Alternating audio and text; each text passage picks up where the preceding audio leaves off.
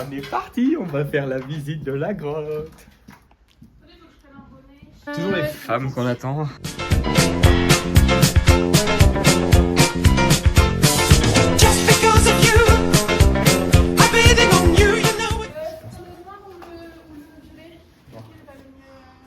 Le noir. Mais le violet, ça rajoutera un peu de couleur. Bonjour. On a pris la poubelle. Tu veux? Je sais pas, j'essaye. Non, bah du coup, Lucas il nous a abandonnés. Pas où il est parti, mais c'est pas grave. Ah, mais si je vois où il est passé, en fait, il va être arrivé avant nous, ce petit coquin. C'est toi qui pointe, moi. Il est là-bas. Ouais, voilà, on est arrivé pour la visite de la grotte du Vernat. Le petit paysage, c'est chouette quand même. Regardez dans quoi on va embarquer. J'espère qu'on Je pense qu'on va faire un safari. Ça va être que trop. Clara m'a déjà demandé s'il y a plus dans la grotte. C'est faux. Ah, c'est joli, ouais.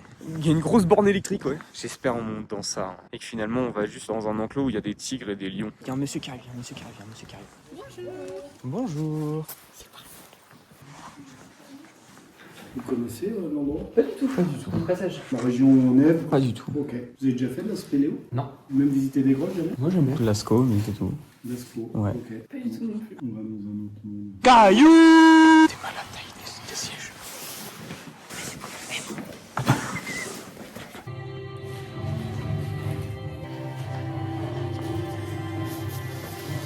Vous pensez y filmer ça à l'iPhone combien?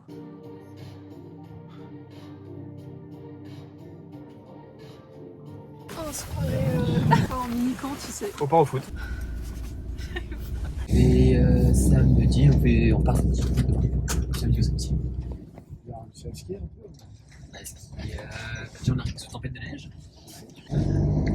Et on a skié 3-4 jours. On est en Soule, ça vous parle? Moi, je dis ça. Pas du tout. C'est une des provinces du Pays Basque. Vous êtes à la Pierre Saint-Martin, donc la Pierre Saint-Martin c'est derrière. Ok. Derrière les crêtes. Vous êtes à Pierre Saint-Martin, vous êtes dans le Béarn. Ici, c'est le Pays Basque, on est vraiment au bord du Pays Basque, qui est composé de deux vallons principaux. Donc le vallon de Saint-Angras, là où on est. Et il y a un autre vallon qui est là-haut. Deux vallons. Et la particularité de la Haute-Saône, c'est le canyon. Nous, on va aller dans le canyon qui est Arpidia. Vous voyez, il y a des bouts de falaises là-bas. Ouais. Ah oui. On voit comme deux vallons là. On va aller dans le fond du vallon, dans les falaises. On va aller tout là-bas en voiture. Et il y a un autre canyon plus bas qu'on ne voit pas d'ici qui est Cacoeta. Particularité géologique de l'endroit, et c'est ce qui va intéresser les naturalistes. Les naturalistes qui vont se poser des questions sur l'eau qui circule là-bas. Donc, les spéléos vont imaginer, alors le premier spéléologue en France, c'est Martel. Lui, il a exploré un peu tous les grands gouffres connus. Donc il va explorer plein de gouffres comme ça. Et ici, il va explorer le canyon de Cacoeta. Et il va imaginer que l'eau qui sort à Cacoeta vient de la pierre Saint-Martin. On imagine ça parce que la pierre Saint-Martin, c'est un des plus grands massifs karstiques d'Europe. Alors, on rentre dans les termes géologiques.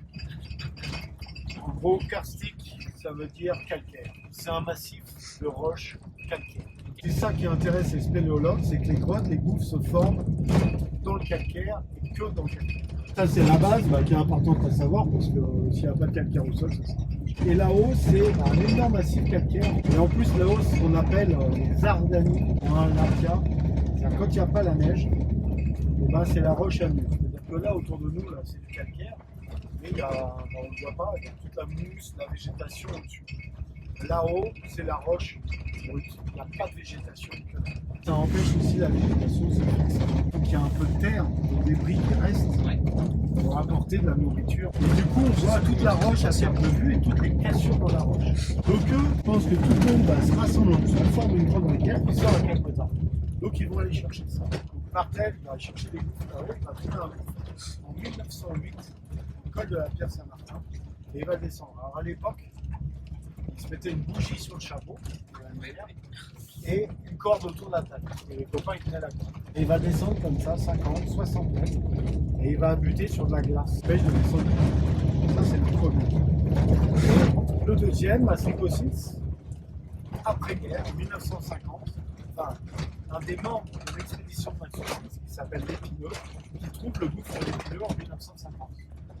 Donc ils sondent ce gouffre et le sondent à plus de 300 mètres. Ça c'est un record absolument. Et là descendre avec les cordes autour de la tête, ça les fait flipper. D'où l'idée de fabriquer un pétrole, qui rejoint les images que vous avez vues. 1951, ils descendent cette verticale de 320 mètres. Donc ils trouvent une salle énorme en bas, donc vous avez vu, ils rentrent dans les cailloux, ils trouvent une autre salle énorme, et au fond de cette salle, ils trouvent une rivière à 500 mètres de haut. En 1952, l'année d'après, ils retournent là-dedans pour balancer du colorant dans la flotte. Pour voir ça. Ah. Et au niveau du barrage à Kakweta, plus bas, l'eau elle devient vert fluo à cet endroit-là. Donc ça sort bien à Kakweta, là où ils sont bien trouvés la rivière. Là ils vont remonter Marcel Aubin, si vous avez vu, là, avec les lunettes dans le film, et ben il va chuter. On approche de l'armée, il va faire une chute de 15 mètres dans le puits, il s'éveille dans les yeux. Alors là, ça va se transformer en grosse opération de catastrophe. Et ça va se terminer par son décès. 36 heures, il décède là-dedans. Tout ça va être énormément médiatisé par une grande, très célèbre bouffe, mais pas de la manière il y a un ingénieur qui entend parler de tout ça, qui n'est pas du tout spéléo, mais il est ingénieur en levage. Alors il va contacter l'équipe de spéléo pour proposer ses services, c'est-à-dire fabriquer un train. En 1953, ils sont tous nouveau là-haut, C'est reparti, comme 46. Ils descendent, on rejoignent la rivière, ils suivent la rivière sur plusieurs kilomètres, et au bout de plusieurs kilomètres de galeries énormes, c'est des salles colossales. Et là, ils arrivent dehors, Isard, c'est le chamois des Pyrénées. Ok. Isard. Tout en hauteur, mais quand on est en hiver, il y a la neige basse. Ils viennent ici à un couple d'Isard. Ils parlent souvent en hiver. Il n'y a pas de poignée de mon côté. Comment on trop de style là. Oh, tranquille, hein. Il y a le sexe aussi. Et ben, c'est bon. Bon, du coup, là, on rentre dans l'histoire du chantier d'EDF. Trouvez les clés.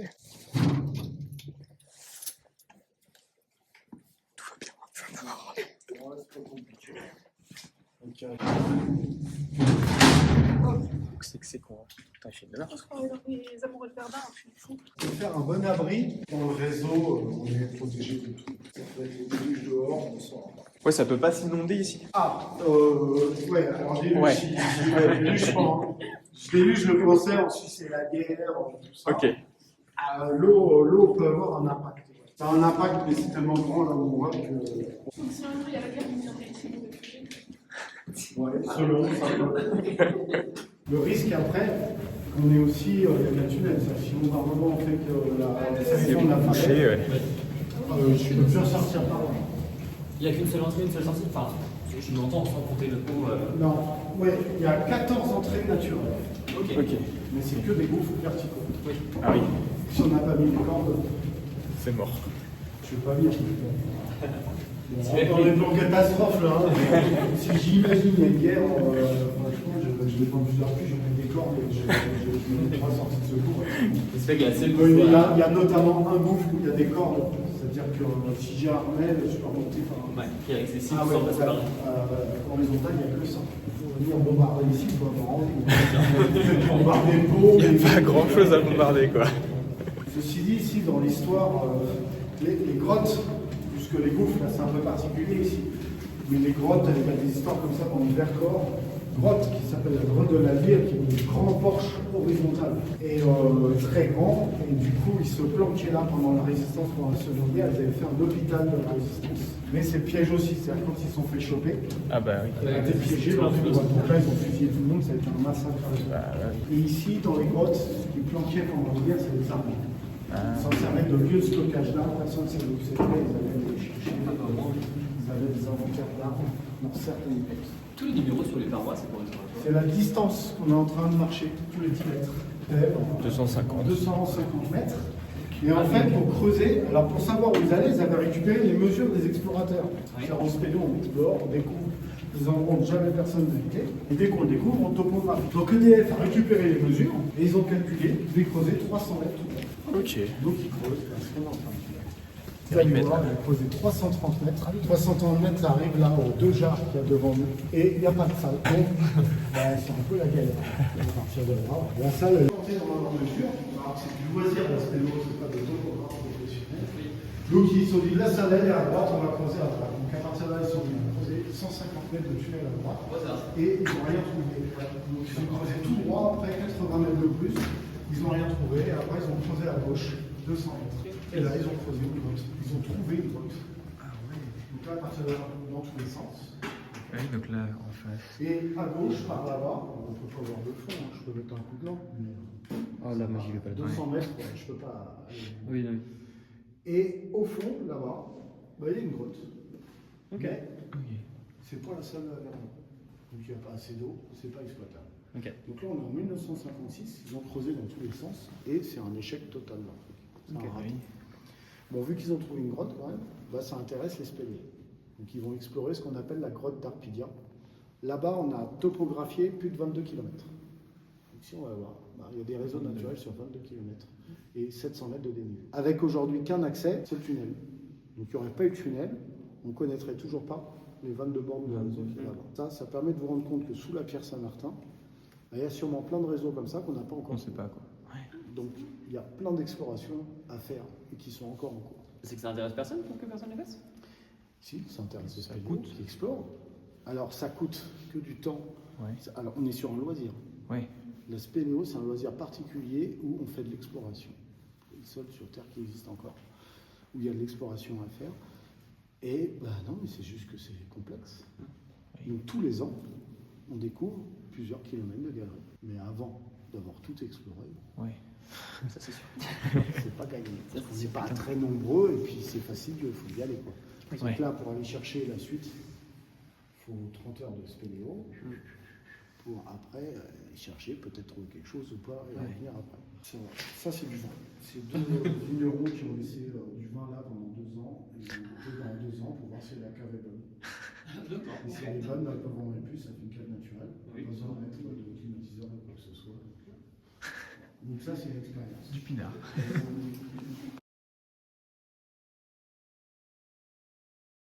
Ah là oui, c'est des marches.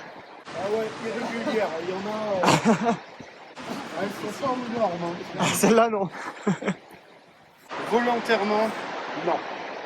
Mais On est profond sous terre. Donc les seuls animaux qui viendraient de dehors, c'est les animaux qui tombent dans un gouffre. Donc on arrivera en bas, donc on trouvera plutôt un squelette. Ce qui a été le cas.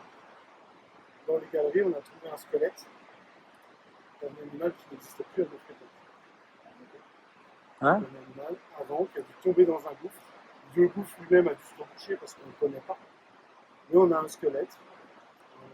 On a recensé plus de 60 espèces. Il faut savoir que le plus grand prédateur s'appelle un éphénope, c'est vraiment. On est obligé de se pencher l'équipe, on voit rien, on n'entend rien. C'est flou. Normalement, à visite touristique, là, on a une des lumières et ça s'arrête. On voulait faire un tout petit peu de Ah ouais. Ah bah oui. on va marcher dans les familles, il y a plus d'aménagement, la carrière est droite, il ne faut pas hésiter à mettre les mains. J'ai vu les endroits qui vont pousser, on va là au début, on va pas trop pousser, on verra après. On y va. Là, on va traverser la rivière. Mais normalement, on n'est pas l'extérieur. Excusez-moi, à votre pour vous aider, on vous aide. Ah là on passe sous la rambarde carrément.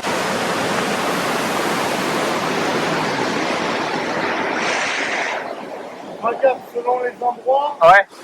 Ouais, s'il faut demain, oui, ouais. Tu veux? On peut poster aussi. Déjà, moi, je sais pas. On est vraiment au-dessus de la rivière là les amis.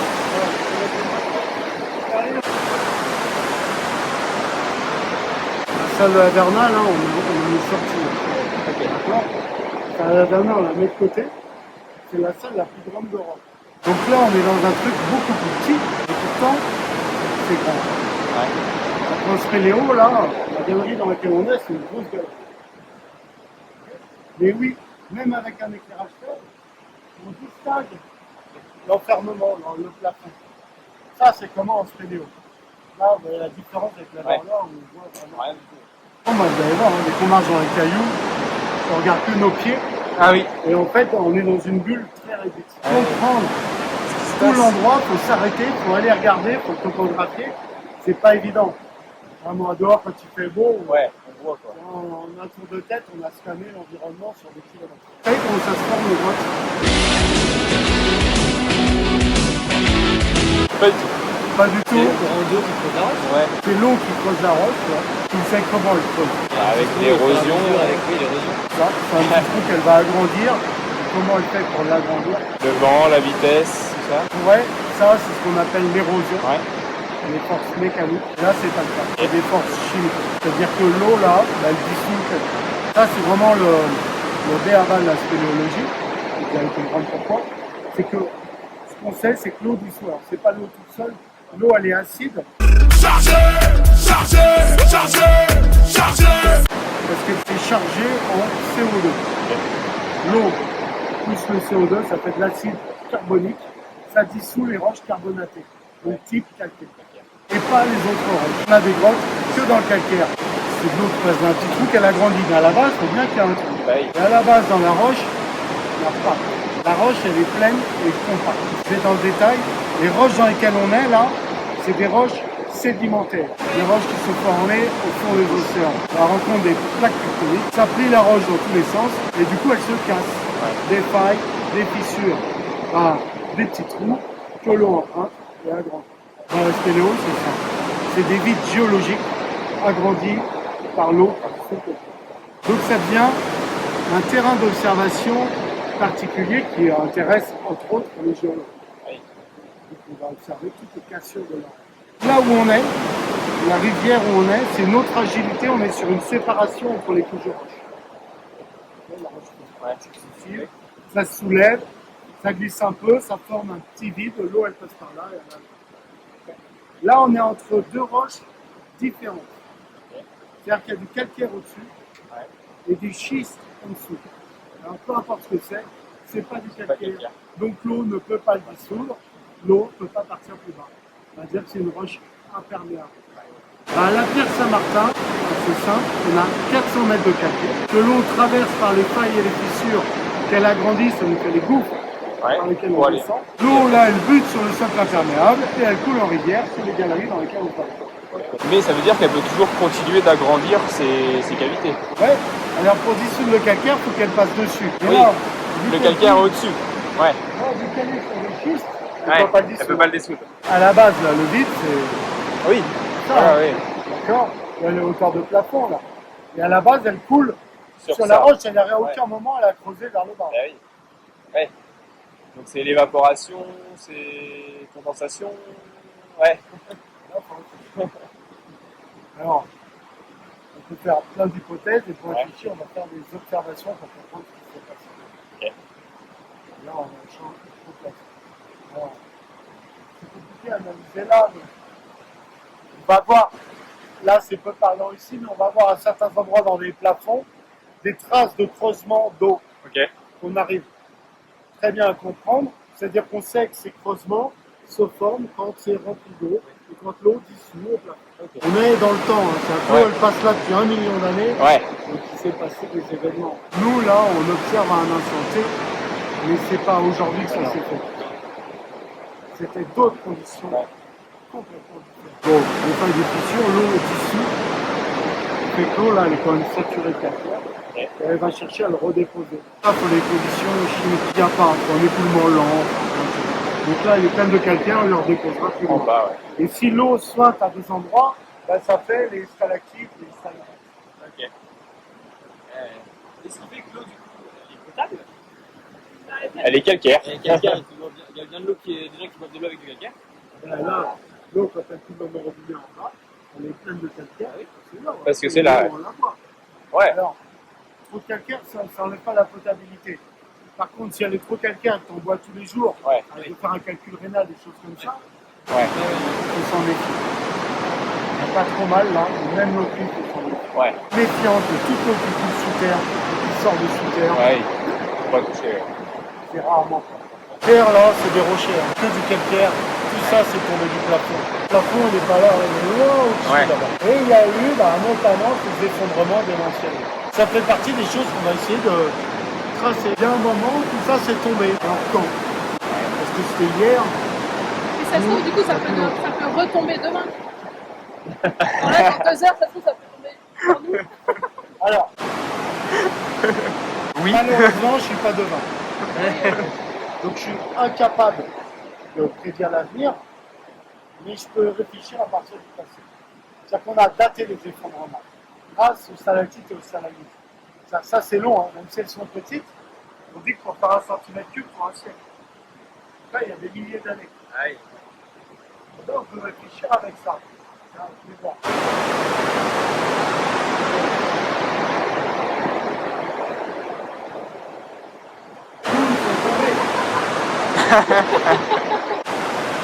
Oui, on a vu pareil.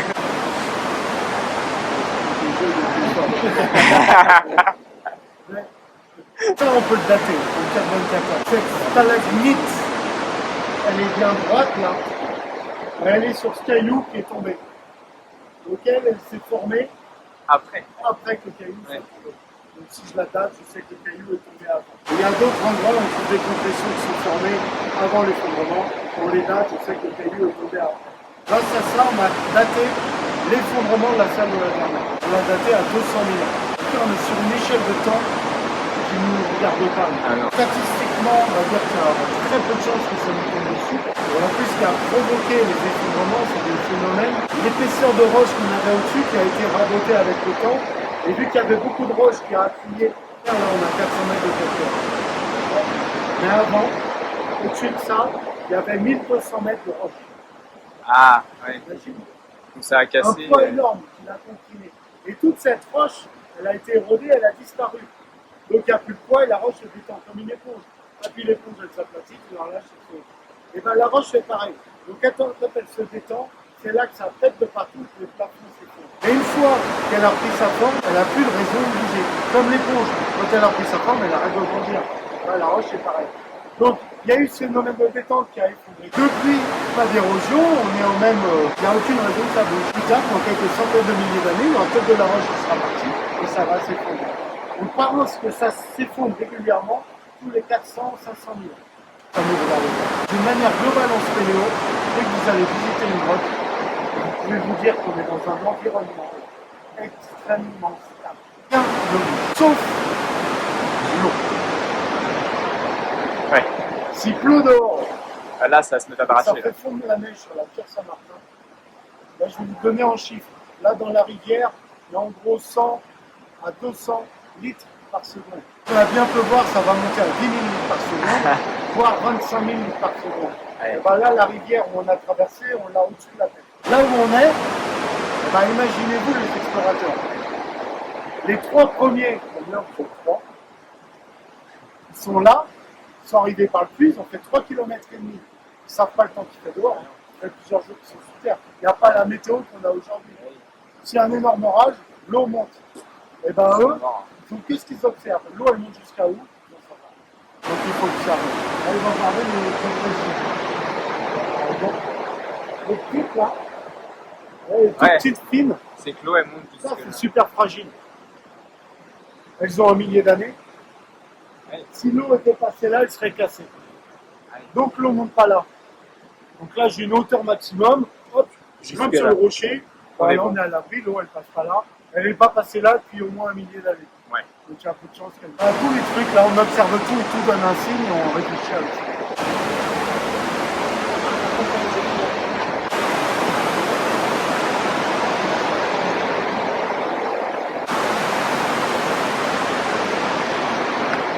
de ville, là, c'est pas la ville. Ah bah non, c'est pas le mieux ça. Attention, ça glisse. Ah, attention, ça glisse derrière.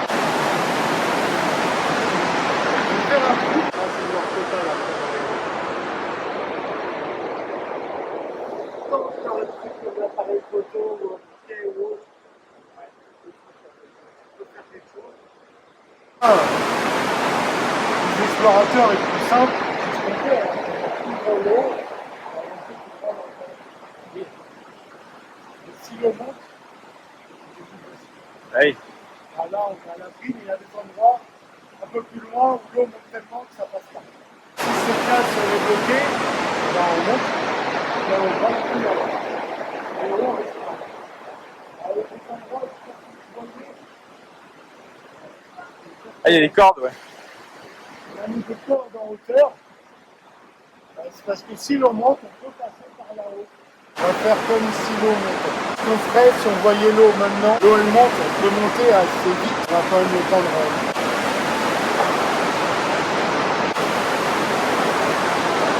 On voit que l'eau finalement elle est là.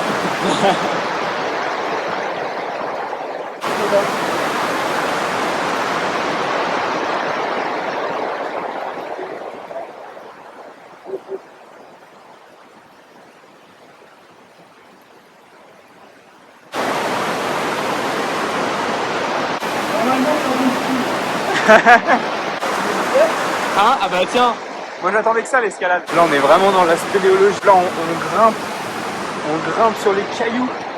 C'est super. Attends, moi je vais me mettre là. Je sais pas si je peux me mettre par là. Parce qu'il faut voir si on n'avait pas d'émotion en fait là. J'en fais juste un peu, mais. Faut même pas l'impression.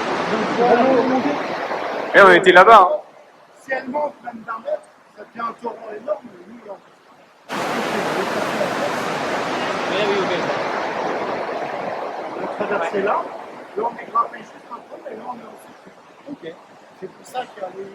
On a fait le chemin pour fuir l'eau. Ah, le monsieur a dit que c'était glissant là-bas. Bah ouais, jusqu'à se remettre debout. Tant qu'à faire. Ah, mais il est bon, de toute façon. Et là il nous fait la blague dans Astérix Obélix. Vous ne sortirez jamais d'ici, étrangers! Hein? Ce tombeau sera votre tombeau! On voit rien. On est d'accord. Aïe.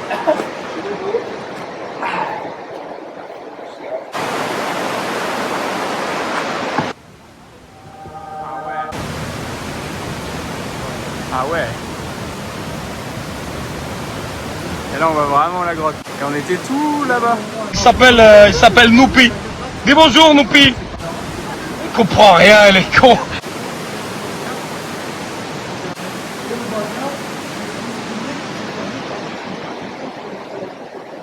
Prenez vers la Bernard. Prenez, allez-y à votre rythme. Je pars devant, je vais allumer une autre lampe. Ok.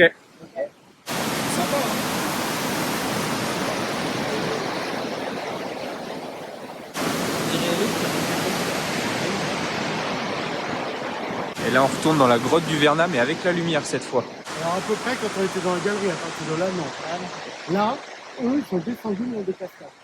Ils ont pris l'eau, ils ont mis des cordes, ils sont descendus en rappel à côté des cascades, parce qu'ils ne savaient pas voler, ils n'avaient pas de ça. Moi je vais aller allumer la salle, pour allumer, je vais descendre en bas, aux voitures de commande. Vous pouvez rester là, et même vous mettre dans le noir. C'est bien que c'est pas de l'autre côté, parce que la marche est haute. Okay. Ouais, je vais allumer progressivement, vous verrez, je vais allumer d'abord des mannequins rouges. On part là-bas, c'est le fond de la salle. Ok. C'est 120 mètres plus bas. Ok. Ouais. Ils sont arrivés, ils sont descendus 120 mètres pour aller au fond de la salle. Et vous verrez des mannequins jaunes un peu partout, à des endroits un peu bizarres. Ben, on verra après. Vous aurez des questions. Quand tout sera allumé, ben, après vous avez un recul, et puis on se rejoint là-bas des escaliers. Ok, donc le monsieur il a dit qu'il fallait qu'on se mette dans le noir. Ah, attention. Oh waouh.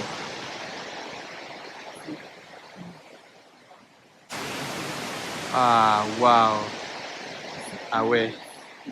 Là ça biche là. La qualité. Ça va. Mais c'est bien que nous, ils ont réussi à faire ça. Putain, c'est vachement haut. On se rend pas compte. Donc, tout en bas là-bas, il y a 120 mètres. Et là, le monsieur a dit qu'il y avait 80 mètres au-dessus de nous.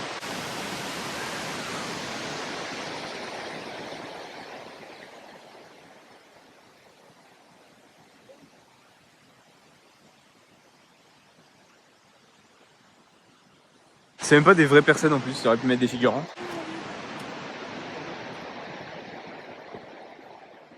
Et là on retrouve le book de tout à l'heure. On va faire une petite pause en stop. C'est clair, c'est pas très instagrammable là quand même. Hein. Imaginez, cette galerie là on la voit là, parce que j'ai allumé la lumière. Avant, vous ne pouviez pas la deviner. Il y a des spéléos en 1961 qui ont imaginé qu'il y avait une galerie là. Ah ouais, au cul quoi. En gros, ce qu'ils ont imaginé, c'est qu'avant, il n'y avait pas de salle. Et ce qu'ils pensent, c'est que l'eau qui coule sur la séparation des couches de roche jusque-là, bah, ils pensent que la séparation des couches de roche continue tout droit. Aujourd'hui, il y a une salle, et l'eau, elle part au fond. Mais ils pensent qu'avant, l'eau allait tout droit. Ouais. Si elle allait tout droit, elle a dû creuser une galerie. Donc, il doit y avoir une galerie. Donc, ils ont escaladé 80 mètres pour aller chercher une galerie magique. Maintenant, l'eau passe en bas. Avant, il passait là-bas.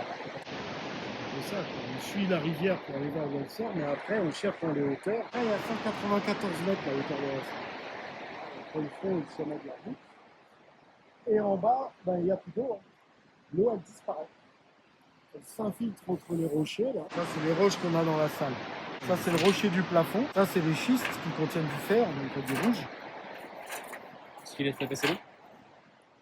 C'est ça qu'il a Ouais, la Ouais. roche imperméable. Les schistes. Ça, c'est de la calcite. Ouais. Donc la roche recristallisée.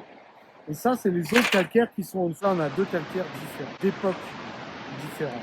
C'est aussi une particularité de la salle, c'est que la ligne, la horizontale, sépare des roches qui sont d'époques complètes.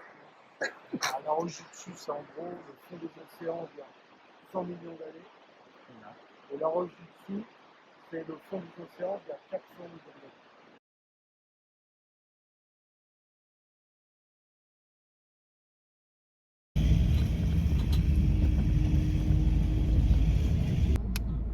Je viens de finir la grotte.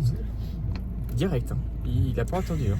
Ah, je peux vous dire qu'il a pas attendu une minute. Mais il est très Direct, hein. occupé. Bon, eh bien, vidéo archéologique terminée.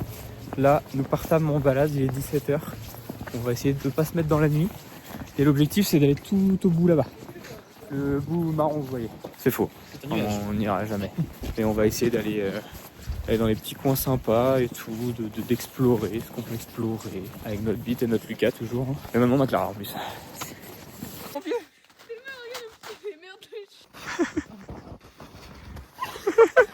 Pareil.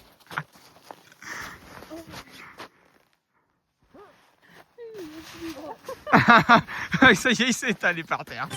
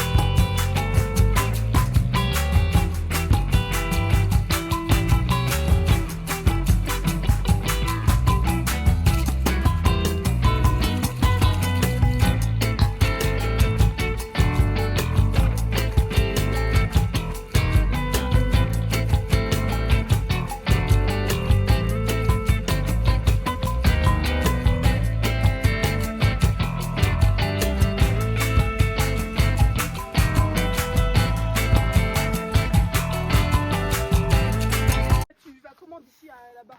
Je sais pas. Hein. Sûr? Oui.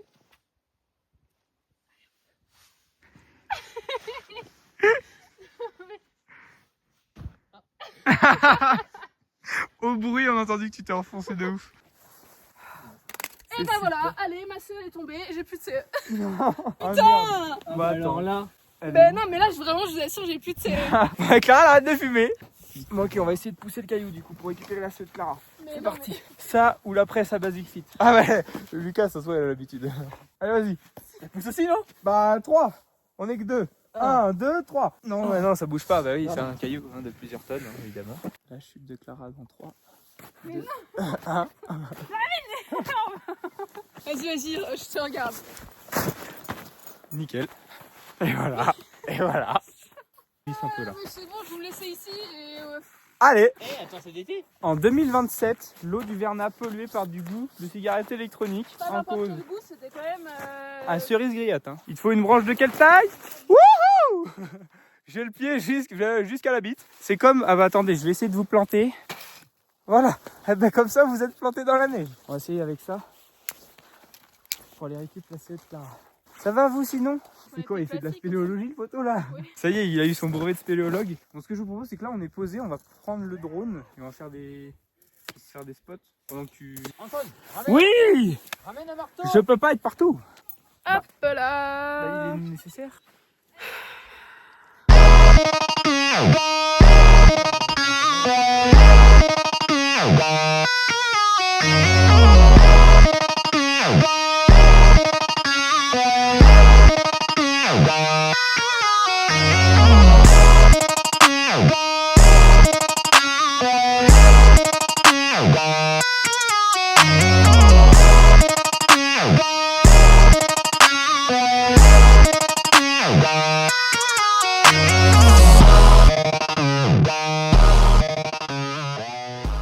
Voilà, on a fait des petits plans au drone, très sympatoche. Là, on va avancer direction une petite piste bleue. On va descendre avec les sabats. Avec les sabats, on va descendre. Ils ont tous les deux le cul trempé parce qu'ils sont ramassés avec eux. Marrant. Moi, est-ce que j'ai le cul trempé? Non, ça va.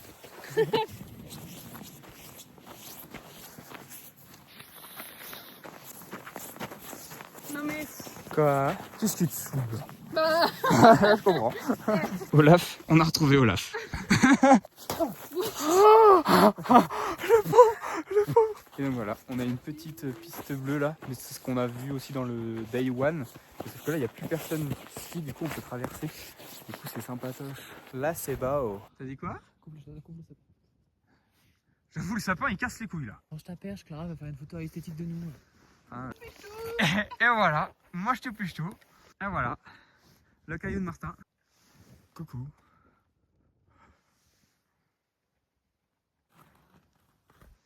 Coucou. Tout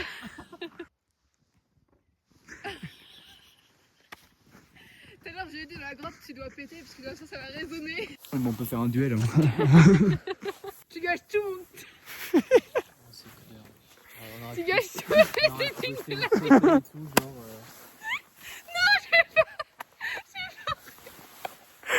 Alors que moi, Oh, je l'ai. Je rigole, il y a rien, bouge les seins. Ça pipi dessus. Mon dieu. En vrai, c'est trop beau, t'as compte, elle a. Vraiment, tu gâches tout le glamour de la vidéo là avec. Moi, j'ai essayé de le réactiver. Uber Eats, il m'envoie une notification. Bah tiens, on va se faire livrer sur la piste bleue numéro 5. Eh, là, Franck, il serait fier de moi. C'est pour toi que je le fais, Franck.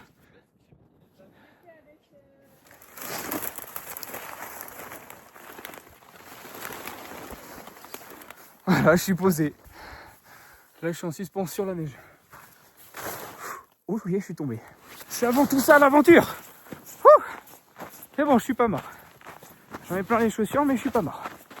Tu ramènes de la neige pour tes parents? Ouais, ça glisse, hein.